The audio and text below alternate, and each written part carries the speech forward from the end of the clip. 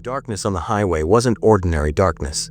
It was thick, sticky, curling around the truck's headlights like black smoke. My name is Leo, and I spend most of my life trapped inside that darkness. My truck, an old Volvo, faithful companion, groans sometimes like a tired living creature, but its engine never betrays me. My usual route, hauling cargo from suburban warehouses to the port, back and forth, 5 nights a week.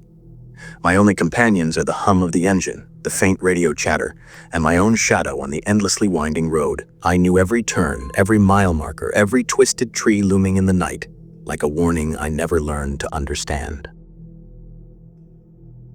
That particular night, fog was rising from the swamps flanking the road, wrapping the world in grimy white. The radio host was talking about strange disappearances on this very road, stories of truckers who never arrived.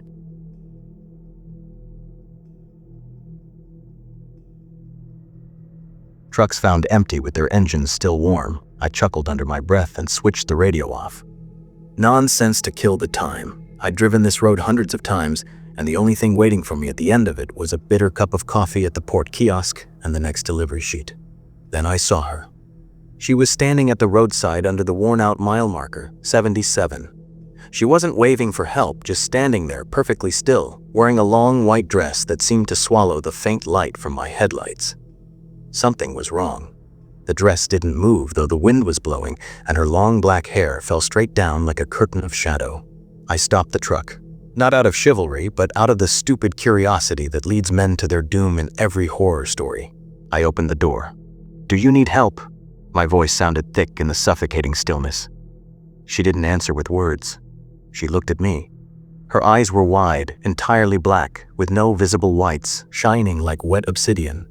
She smiled, and that smile was like a slit in a mask, devoid of warmth or anything human. Then she walked toward the truck with unnatural smoothness, as if floating a few inches above the wet asphalt. She climbed into the passenger seat without me opening the door, sitting there, turning toward me slowly. "Take me to where the road ends," she said. It wasn't an ordinary voice. It sounded like the rustle of dry leaves, like distant metal scraping, like something imitating human speech, but not quite getting it right. "Where exactly?" I tried to sound normal, but my hand was trembling on the steering wheel. She smiled again, that unsettling smile. "You'll know. Keep driving." As I drove, the darkness outside the windows grew denser. Road signs began disappearing one by one, as if melting into nothingness. Even the fog faded away, leaving behind pure darkness, black as tar. The radio picked up nothing but static, punctuated by occasional whispers I couldn't understand. I glanced at the side mirror. The road behind me was pitch black, as if the world were vanishing behind us. My heart began pounding like crazy. "Who are you?" I whispered. She turned to me. "Many names. Some call us angels of the dark. Some call us demons. I'm just a traveler." Then the first thing happened. A freezing cold poured into the cabin, though the heater was on full blast. My breath turned into white clouds. Frost began tracing itself across the window, forming intricate, twisted shapes, like arcane symbols written in an unknown language. I tried to wipe them away, but the cold burned like fire. "Don't," she whispered. "They're messages for others.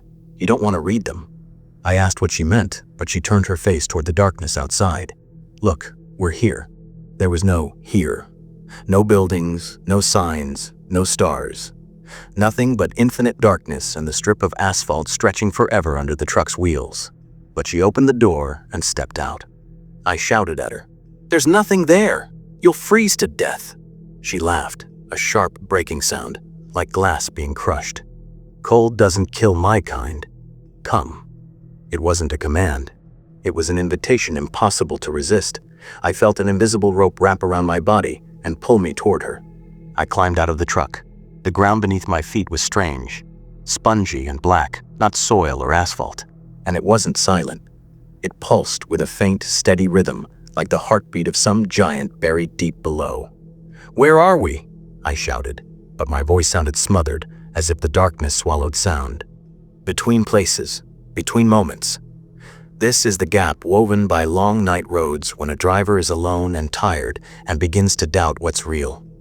She walked ahead of me, her white dress now the only source of light, cold and phosphorescent. You didn't disappear. You're lucky. Many come through here and never return. Their trucks arrive, but the cabins are empty, except for the scent of cold fear. I started hearing voices, whispers from every direction, muffled screams, mad laughter, moans, the voices of lost truckers maybe.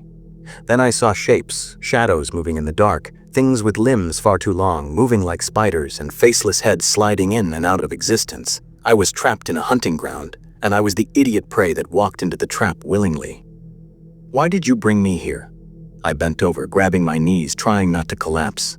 She came close enough for me to feel the icy waves radiating off her. I didn't bring you. You stopped your truck. You opened the door. The darkness always finds someone who calls to it, and you called it every night you spent alone, every moment you looked into the dark wishing there was something more than emptiness. Here it is, more than emptiness. She lifted her hand and touched my forehead. The world collapsed. Visions flooded my mind like poison. I saw countless versions of myself, of Leo, on the same road. In one, I drove forever, never aging, but my eyes were empty and glassy. In another, I followed phantom lights into a swamp where black mud swallowed me whole. In a third, I found a corpse on the roadside, and when I turned it over, it had my face. I screamed, but the visions didn't stop. They showed me the fate of every driver who stumbled into this in-between realm where starving things lived. Is this what awaits me? I sobbed, tears freezing on my cheeks. This is what could have awaited, she whispered inside my skull. But now you're mine. I drank from your shadow. I tasted your fear. You are my vessel into the world you abandoned.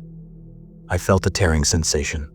Not in my body, but in myself. Something was being pulled out of me like a silver thread of smoke, drawn into the shifting darkness behind her. She wasn't stealing my body. She was stealing my existence, my memories, everything that made me Leo.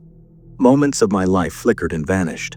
My mother's face, my first kiss, the feel of the steering wheel under my hands. She was taking them, devouring them. I sprang up. No, I wouldn't lose myself like this. I wasn't a hero, I was just a frightened truck driver. But even a cornered mouse bites. I turned toward my truck, the only familiar thing in this nightmare, and it seemed impossibly far away, like a ship on a distant shore. I ran, my lungs burning from the icy air. She shrieked behind me, not in anger, but in disappointment, like a child losing a toy. The darkness solidified into shapes trying to block me. I felt cold hands grab my ankle and heard voices scream inside my head. But I kept going. I kept going because I remembered for a moment the taste of that bitter poured coffee. I remembered the weight of the truck keys in my pocket.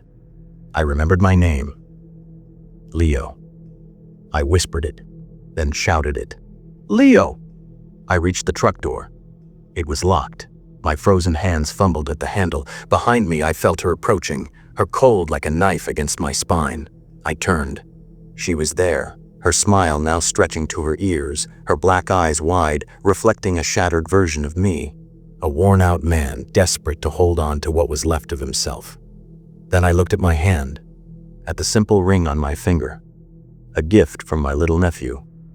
Cheap metal shaped like a tiny truck. I touched it. It was warm, unnaturally warm in that deadly cold. That small flicker of warmth, that tiny reminder of real life, was enough. I growled from deep inside, not with a hero's strength, but with the stubbornness of a man who refuses to be erased. I pressed the ring into my palm until blood flowed, hot and bright, and smashed it against the truck window. She screamed. It wasn't a human scream. It was the sound of glass cracking across dimensions. The darkness recoiled from the point where my blood touched the glass. I opened the door and jumped.